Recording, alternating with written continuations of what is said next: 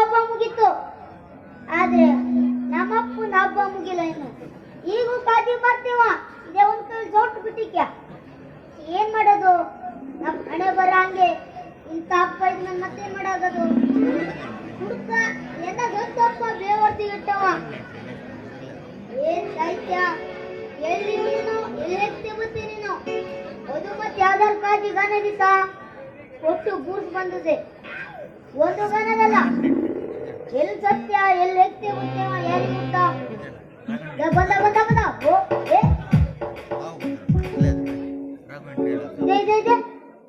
ಆಗಲಿಲ್ಲ ಆಗಲ್ಲ.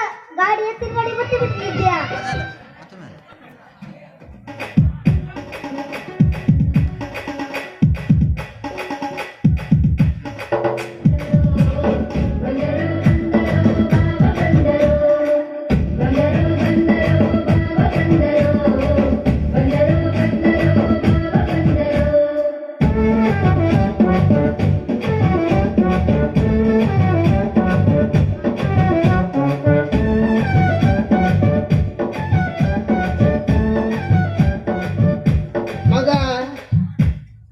ಮಗ ಓ ಬೇವರ್ಸಿ ಬೋಳಿ ಮಗ ಎಲ್ಲಿ ಹೋದ್ಯಾ?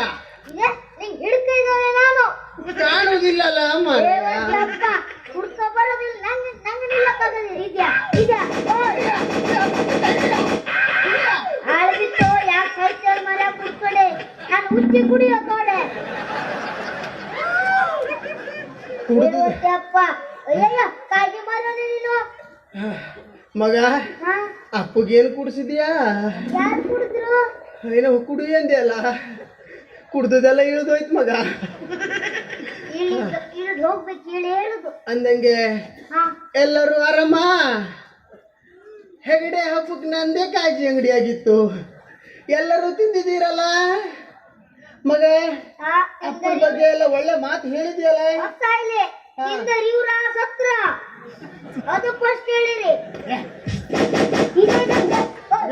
ಪಕ್ಕೆ ಅವ್ರದಾಗ ಅರಿತೇವಿದೆ ನಂಗೆ. ಅಪ್ಪನ ಅಂಗಡಿ ಬಗ್ಗೆ ಚಂದ ಹೇಳ್ಬೇಕಾ? ಅದೇ ಹೇಳ್ತೇವೆ ಮನದೇ ಗಣದ ಹೇಳ. ಮೊದಲೆಲ್ಲ ಒಂದು ಜಾತ್ರೆ ಅಂದ್ರೆ ಜನರಿಗಿಂತ ಜಾಸ್ತಿ ಕಾಜಿ ಅಂಗಡಿನೇ ಇರ್ತಿತ್ತು. ಆದ್ರೆ ಈಗ ಜನರು ಜಾಸ್ತಿ ಆಗಿರು, ಕಾಜಿ ಅಂಗಡಿನೂ ಜಾಸ್ತಿ ಆಗಿದ್ದು, ತಿಂಬರು ಮಾತ್ರ ಕಡಿಮೆ ಆಗಿರು. ಯಾಕೆ?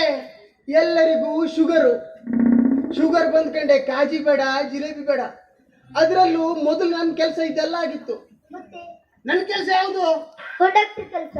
ನೋಡು ಮಗ ನೀನೆ ಬೇವರ್ಸಿ ಬಿಟ್ಟಿ ಮಗ.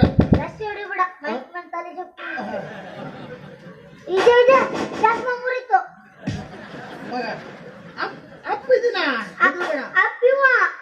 ಹೊಳ್ಳಿ ಹೋದ ಇಲ್ಲ ಸಾಮಾನ್ಯ ಕಡೆ. ನಾನು ಮೊದಲು ಈ ಕೆಲಸ ಮಾಡೋದಿಲ್ಲ ಆಗಿದೆ. ನನ್ನ ಕೆಲಸ ಯಾವ್ದಾಗಿತ್ತು? ಕಂಡಕ್ಟರ್ ಕೆಲಸ.